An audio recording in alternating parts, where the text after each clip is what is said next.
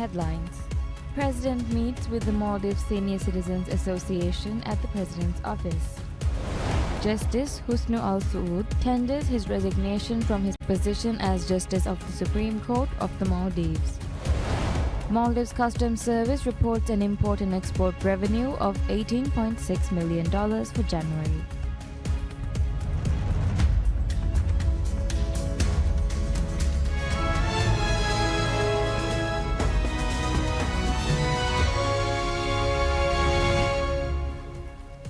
Bismillahirrahmanirrahim. Assalamu alaikum and welcome to PSM News in English with me, Minha Maroof.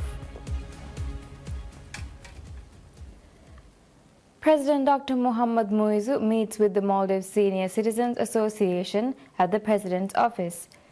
During the meeting, the association members shared their concerns and challenges with the President. They expressed gratitude for the reopening of the Isravihenge Nadi and discussed ways to enhance its functioning and increase senior citizen participation in various programs. They also highlighted the difficulties in securing office space for non-governmental organizations such as the Maldives Senior Citizens Association. The President shared his vision to support the government in facilitating NGOs. He highlighted that the construction of an office complex to provide space for various organizations contributing to the development of Maldives was part of his manifesto. He added that the work will be carried out within the budgetary framework following the government's structured procedure. The members highlighted the need for greater efforts to build a more civilized society and expressed their readiness to share their experiences in various areas beneficial to the country's future. The President apprised them of the government's initiatives to strengthen the social fabric and promote a civilized society. He assured them that the government would work towards addressing the issues raised during the meeting.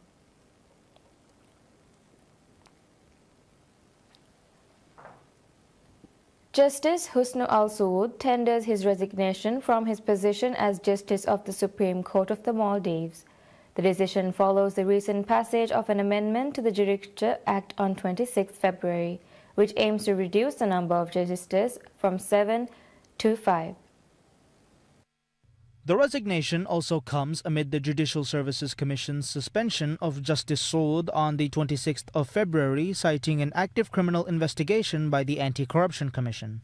In a letter addressed to President Dr. Mohamed Muizzu, Justice Saud elucidated the significance of the amendment to the Judicature Act and noted the suspension of several Supreme Court justices. Despite the passage of the legislative amendment to decrease the Supreme Court's bench from 7 justices to 5, President Dr. Muizzu has yet to ratify the bill. In addition to Justice Saud, the JSC has also suspended Justices Dr. Azmiralda Zahir and Mahaz Ali Zahir. Historically, the composition of the Supreme Court has fluctuated. Initially, following the ratification of the current constitution, the bench comprised 5 justices. This number was increased to 7 upon the establishment of the permanent Supreme Court in 2010, subsequent to the interim period. Under former President Abdullah Yamin's administration in 2014, the bench was reduced back to 5, only to be increased again to 7 during former President Ibrahim Mohamed Saleh's tenure. Justice Saud's tenure on the Supreme Court began on the 8th of December 2019. Prior to this appointment, he served as a member of the Presidential Commission on Deaths and Disappearances, instituted during the preceding administration. Maldives Customs Service reports an import-export revenue of $18.6 million for January. According to customs statistics, the Maldives imported goods worth $337 million in January, a slight increase compared to the $330 million in the same period last year. However, export earnings fell by 16%, with $9.3 million recorded this January compared to $11.2 million in the previous year. As per statistics, fuel remained the Maldives' largest import expense, with $47.2 million spent on fuel imports. In January, import sources were as follows: India, $67.7 million, China, $67.6 million, United Arab Emirates, $65.2 million, Malaysia, $27.3 million, Singapore, $21.5 million. Meanwhile, export destinations were as follows: Thailand, $4.4 million, United Kingdom, $1.6 million, Vietnam, $972,763, Bangladesh, $324,254, and India, $259,403. In January, canned tuna exports generated a $1.8 million revenue, while frozen fish exports generated $4.7 million. National Disaster Management Authority (NDMA) says that the families who were evacuated from flooded homes in the heavy rains over the weekend have since returned home, but the extent of the damage is still being assessed.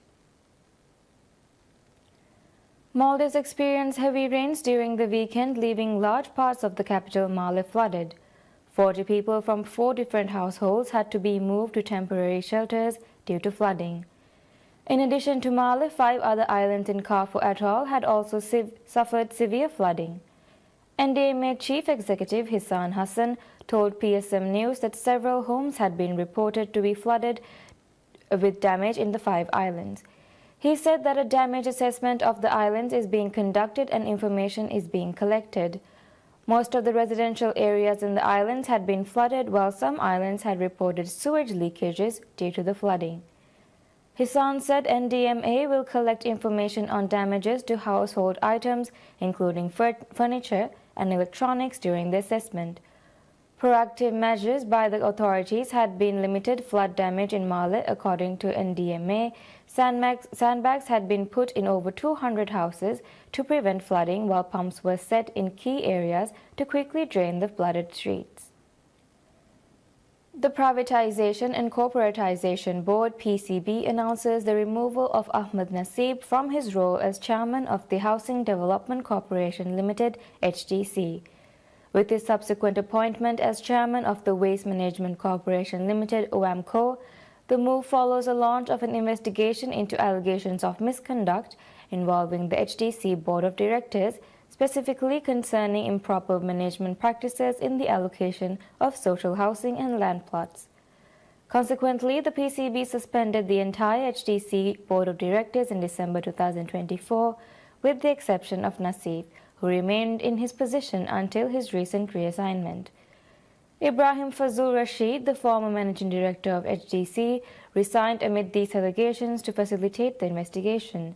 He was succeeded by Muhammad Maruf Jamil, the former Minister of Construction and Public Infrastructure. Maldives Marketing and Public Relations Corporation (MMPRC) participates in the International Media Marketplace (IMM 2025) held in Berlin, Germany. MMPRC showcased the unparalleled offerings of the Maldives to top-tier journalists and media representatives at this key event for German-speaking markets. IMM is the leading global networking event connecting the travel industry with editors, journalists, broadcasters, and influencers. This event, organized by Trave Media, offers exhibitors a chance to connect with and build partnerships with travel trade professionals from Germany, Austria, and Switzerland. In addition to planned meetings, multiple networking opportunities are presented for exhibitors and media representatives. Throughout the one-day event, MMPRC connected with leading media publications from Germany, Austria, and Switzerland to provide the latest information of the Maldives, while also building strong connections with the media to strengthen public relations. At the event, MMPRC promoted the diversified experiences and offerings of the destination.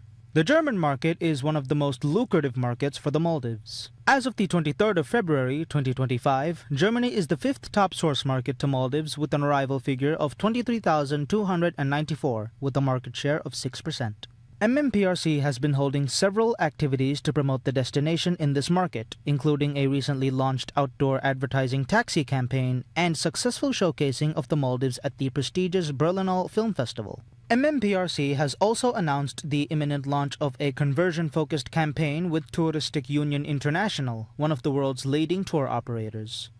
Further planned activities for this year include participation in the ITB Berlin 2025 Visit Maldives Week in Munich, Frankfurt, and Zurich, targeted marketing campaigns, media familiarization trips, webinar sessions, joint campaigns with tour operators, and advertising in high-end print media. MMPRC's participation in IMM aligns with the corporation's strategy to maintain destination presence and promote diverse tourism segments to travel trade professionals in this market, aiming to increase bookings and year-on-year arrivals from Germany, Austria, and Switzerland.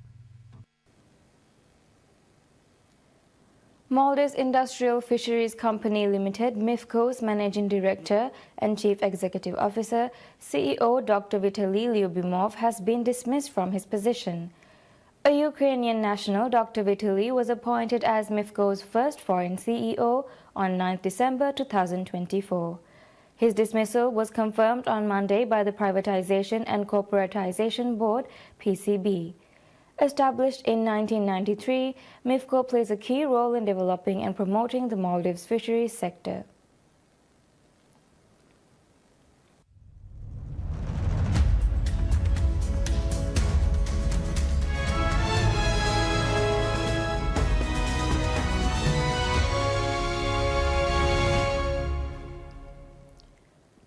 Wall Street's main stock indexes closes sharply lower after President Donald Trump announced the start of 25% tariffs on Canada and Mexico, and after data showed a slight dip in the U.S. manufacturing.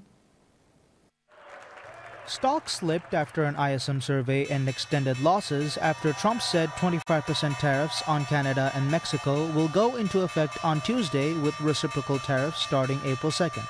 He said the North American countries had no room left to avert the tariffs. My concerns about the interest rate scenario are largely tariff related. I think the tariff scenario is definitively an inflationary aspect to what can happen within the economy and the market.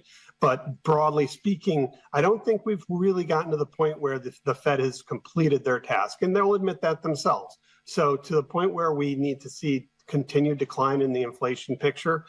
We need more things to happen for the economy to feel robust enough to be able to weather any storms.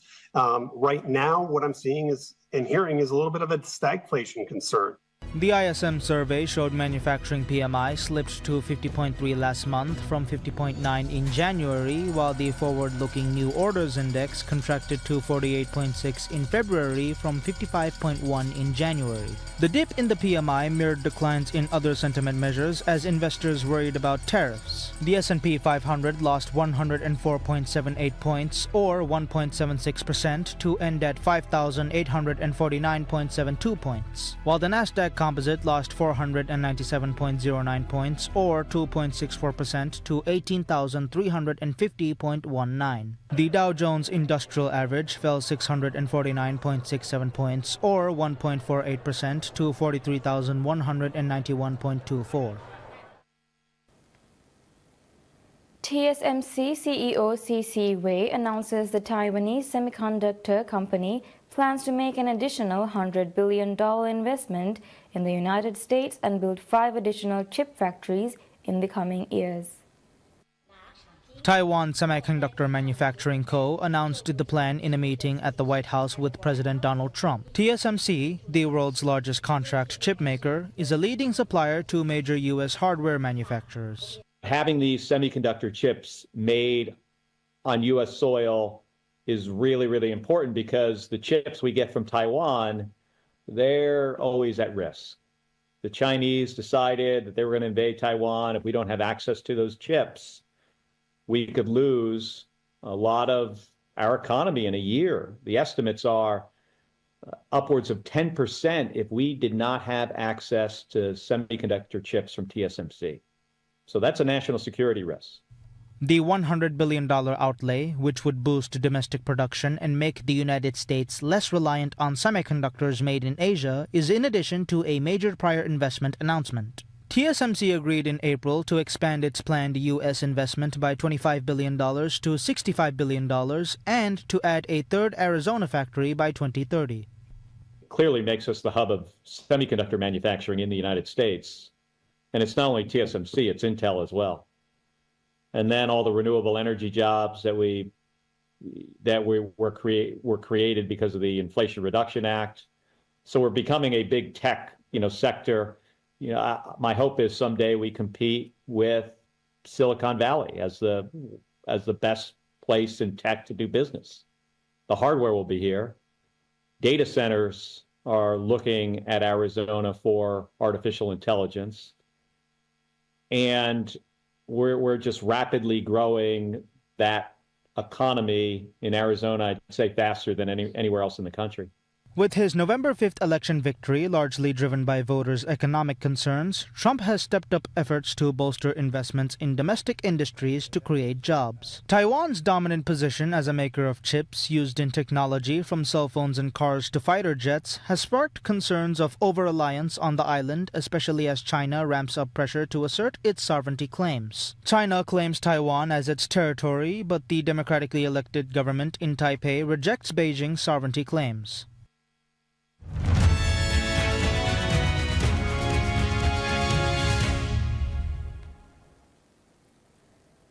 U.S. President Donald Trump's new 25% tariffs on imports from Mexico and Canada takes effect, along with a doubling of duties on Chinese goods to 20%, launching new trade conflicts with the top 3 U.S. trading partners. According to a statement from the Chinese Finance Ministry, China will impose additional tariffs of 10 to 15% on certain U.S. imports from March 10th. Canada and Mexico, which have enjoyed a virtually tariff-free trading relationship with the U.S. for 3 decades, were poised to immediately retaliate against their longtime ally.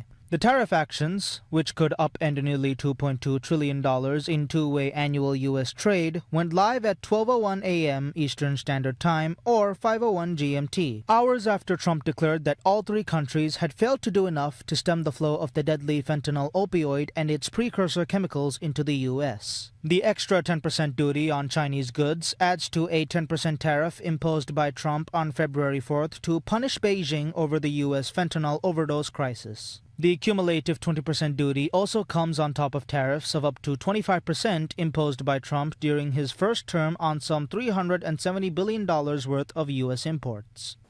Thousands of residents in Japan evacuate after a wildfire spread to becoming the largest fire in decade in the country, according to local media report.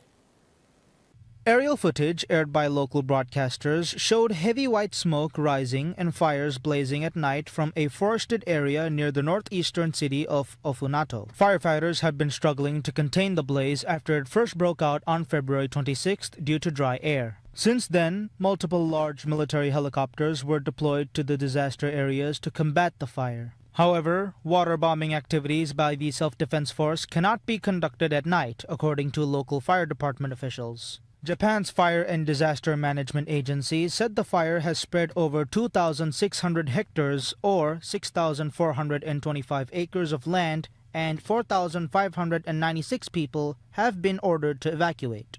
The size of the fire had surpassed the previous record set in 1992, according to the Mainichi Shimbun, one of the major newspapers in Japan, citing Forestry Agency.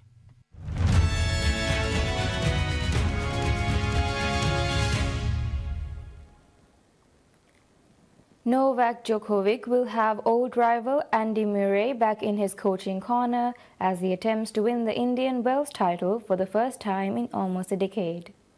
Murray's management team confirmed the 37-year-old Scot had flown to California to continue his coaching arrangement with the Serbian 24-times Grand Slam champion. Djokovic hired Murray ahead of this year's Australian Open and reached the semi-final before being forced to retire against Alexander Zverev because of an injury. His only match since then was a defeat by Italian Matteo Berrettini in Doha last month when Murray was not present. Djokovic is scheduled to compete at both Indian Wells and Miami, known as Sunshine Double, for the first time since 2019. He is the joint record holder for titles at both Masters Series events, with 5 at Indian Wells and 6 at Miami, tied with Roger Federer and Andre Agassi respectively. He has not won either title, however, since 2016. 3-times Grand Slam champion Murray retired last year after the Paris Olympics and surprised the tennis world when he announced he would be coaching Djokovic in Australia. Speaking in Qatar last month, Djokovic said it's indefinite in terms of how long we are going to work together, but we agreed we are going to work most likely in the States and then some clay court tournaments and see how it goes after. Indian Wells begins this week with Miami on March 19th.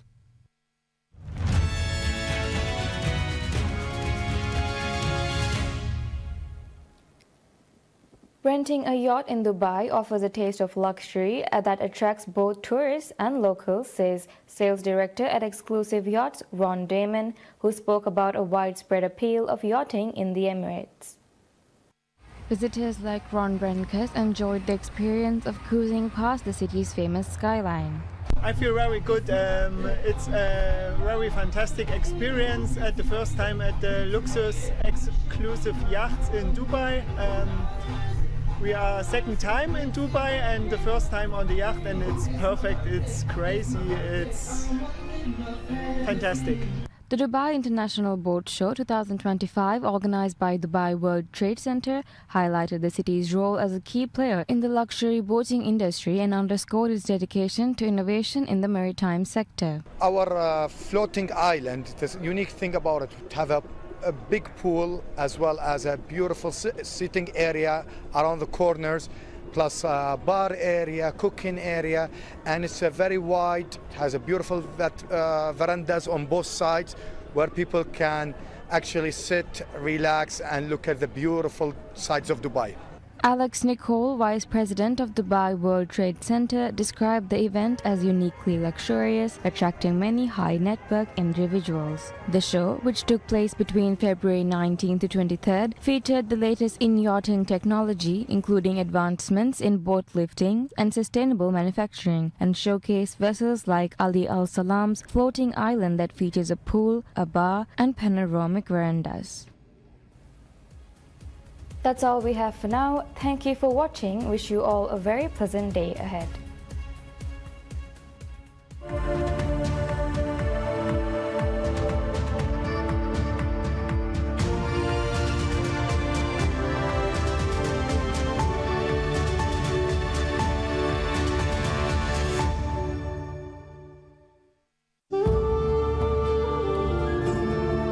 ಬರಕಾತಿರ್ ರಮಲಾ ಮಹುಗೆ ಹೇ ಒದ್ಮಾತ್ ಹುನಿಯಾ ಟಿವಿ ಬಲ್ಲವಾ ಲೋಬಿತ್ ರೈತುನಂ ಅರಿಸ್ಕುರಂ